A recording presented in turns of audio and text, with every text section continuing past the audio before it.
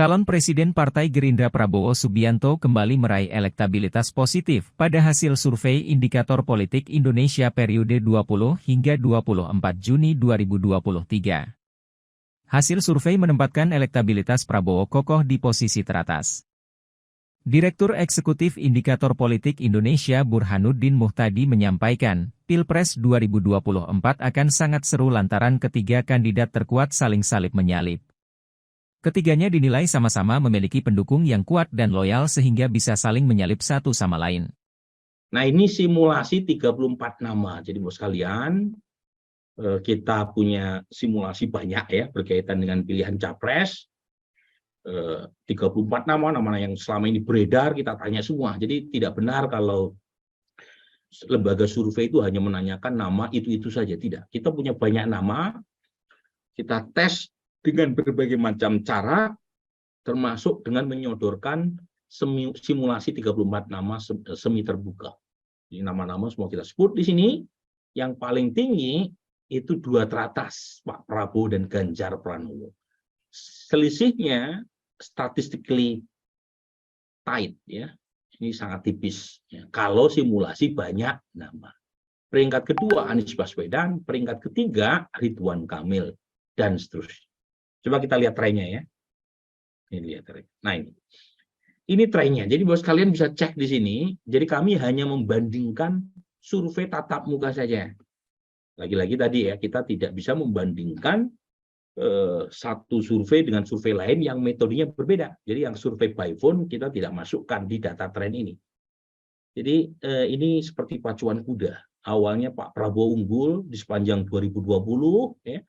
Tapi kemudian disalip sama Mas Ganjar di bulan April 2022 gitu ya. Ganjar konsisten unggul sejak April 2022 tapi mengalami penurunan akibat kontroversi Piala Dunia. Tetapi saat itu pun masih peringkat pertama di bulan April. Lalu di peringkat Juni ada indikasi Mas Ganjar disalip Pak Prabowo meskipun selisihnya sangat tipis. Nah, Mas Ganjar sendiri awalnya itu memulai pertandingan dari peringkat ketiga, ya Anies yang justru peringkat kedua, ya. Tapi disalip sama Ganjar di bulan Januari 2021, ya. Kemudian Mas Anies konsisten di peringkat ketiga, sempat menyalip Pak Prabowo di bulan November 2022, konsisten di peringkat kedua nih Mas Anies, tapi trennya terus menurun, ya, sampai kemudian disalip Pak Prabowo lagi di bulan Maret 2023. Jadi ini betul-betul seru gitu ya, karena tadi saling salip ya antar para capres.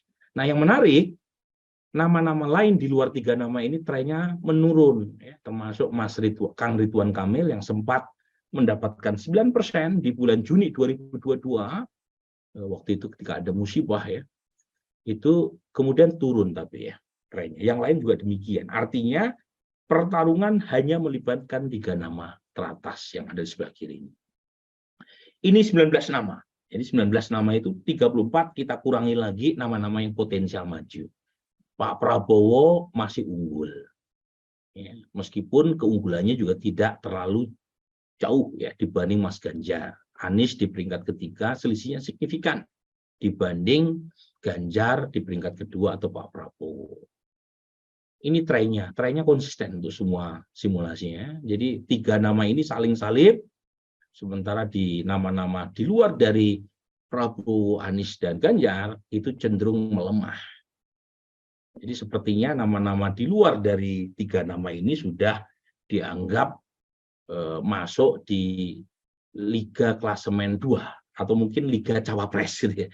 Jadi udah agak berat gitu ya peluangnya untuk bertarung dengan top 3.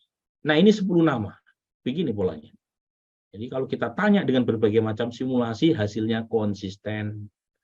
Ini trennya begini, gitu ya. Simulasi tren 10, kadang-kadang kita pakai simulasi 12 nama. Ini 3 nama. Jadi sampai 3 nama, perbedaan Ganjar dan Prabowo Subianto masih neck to neck, gitu ya. Meskipun Prabowo unggul, tapi keunggulannya tipis. Dan Mas Anies di peringkat ketiga, kisaran 21%. Selisih kurang lebih sekitar 14% dibanding Ganjar. Nah, Sekarang coba kita cek ya sebelum ngomong tren.